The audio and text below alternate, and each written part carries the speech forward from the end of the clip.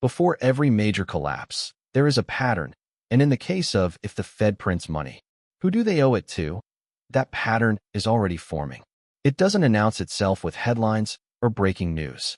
It starts as a small distortion, a change in how money moves, where credit flows, and how confidence quietly disappears from the system. At first, nothing feels different. Markets still trade, banks still function, and politicians still promise stability. But beneath that normal surface, the same ingredients that fueled previous crashes and collapses begin to line up. Rising fragility, growing imbalances, and risks being pushed into corners where almost nobody is looking. History shows that these kinds of signals almost always lead to the same ending, even if the timeline is never exact. By the time the average person realizes something is wrong, the smarter players have already moved, the damage is already spreading, and the question is no longer if there will be consequences, but how deep they will cut. This video breaks down those early signs, connects them to what is happening right now, and shows you why ignoring them might be the most expensive mistake of this decade. The modern financial system operates with an appearance of stability that feels reassuring to most people. Transactions occur instantly, banks remain open, salaries are deposited on time, and markets continue to function according to schedule. This surface-level normality creates a powerful illusion that the system beneath it is equally stable. History shows that this is rarely the case. Financial systems tend to break not during moments of obvious panic, but during periods when confidence still exists, even as underlying pressures quietly accumulate. For most people, money feels straightforward. It is earned through work, saved for the future, and spent on daily needs. The mechanics behind its creation are distant, technical, and rarely questioned. Central banking operates far from everyday experience, insulated by complex language and institutional authority. When the Federal Reserve expands the money supply, it is often described as a neutral adjustment, a policy tool designed to maintain stability. Yet money cannot be created without consequence. Every unit of currency represents a claim on future goods, services, or labor. If new claims are added faster than real value is produced, imbalance becomes inevitable. This raises a question that is uncomfortable precisely because it challenges a core assumption of modern finance. If the Federal Reserve creates money, who ultimately carries the obligation that comes with it? The answer is not visible in a single transaction or balance sheet. It is distributed across the entire system, unfolding gradually over time. Throughout history, societies have faced the same underlying constraint. Resources are finite, but ambitions are not. Governments need to fund defense, infrastructure, administration, and social stability.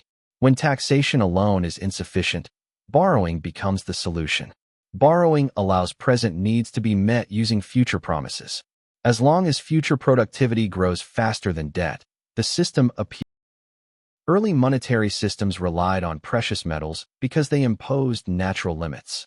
Gold and silver could not be created at will. They required labor to extract and refine. This scarcity maintained trust but restricted flexibility. As populations expanded and economies grew more complex, these limits became restrictive. Rulers and governments sought ways to increase the money supply without increasing physical resources. One of the earliest solutions was debasement. Coins retained their face value while their metal content was reduced. This allowed more currency to circulate without additional silver or gold. Initially, the impact seemed minimal. Over time, prices adjusted, trust eroded, and economic stability weakened. The process was gradual, which made it politically convenient and economically. The reality proved more complex. During the Great Depression, credit collapsed. Banks failed, savings disappeared, and economic activity contracted sharply. Policymakers concluded that the greater danger was not excessive credit, but insufficient support during downturns. This conclusion reshaped financial policy for generations. After the Second World War, the global financial system reorganized around the US dollar. The dollar was initially linked to gold, which imposed some discipline. However, the responsibilities of global leadership required spending far beyond domestic production. Over time, maintaining the gold link became impossible. In 1971, the final constraint was removed. The dollar became a fiat currency, backed not by metal, but by confidence in the issuing government, and this transition marked a fundamental shift. Money was no longer limited by physical scarcity. It could be created in response to policy goals. This flexibility allowed governments and central banks to respond to crises more effectively. It also removed a critical restraint. Without limits, expansion became easier, and so did excess. To understand how obligations are created today, it is necessary to understand how modern money enters the system. When the Federal Reserve increases the money supply, it does so by purchasing assets, typically government bonds. These purchases are paid for with newly created reserves. The reserves appear on the balance sheets of banks, increasing their capacity to lend. This process is often described as neutral or technical. In reality, it changes incentives throughout the economy. Lower interest rates encourage borrowing.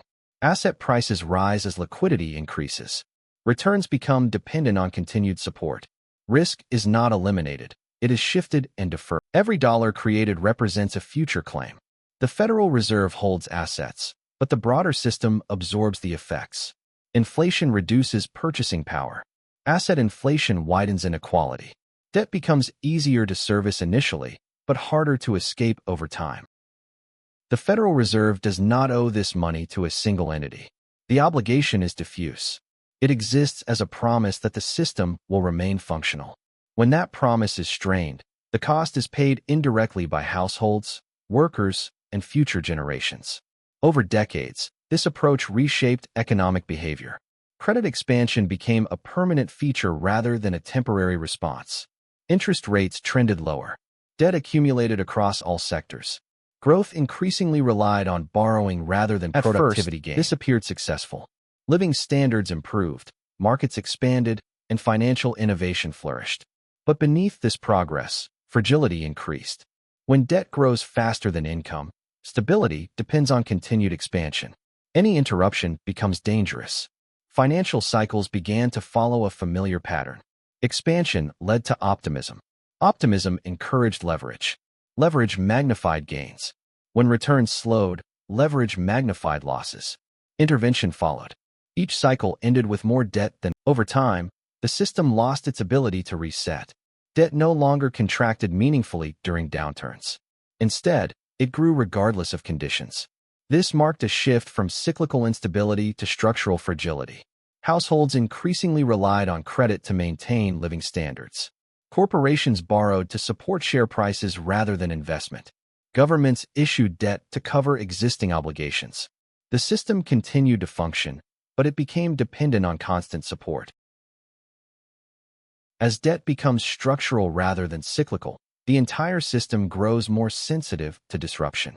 Small changes in interest rates, employment, or confidence begin to produce outsized effects.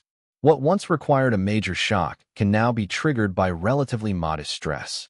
This sensitivity is not accidental. It is the natural outcome of long-term compounding fragility.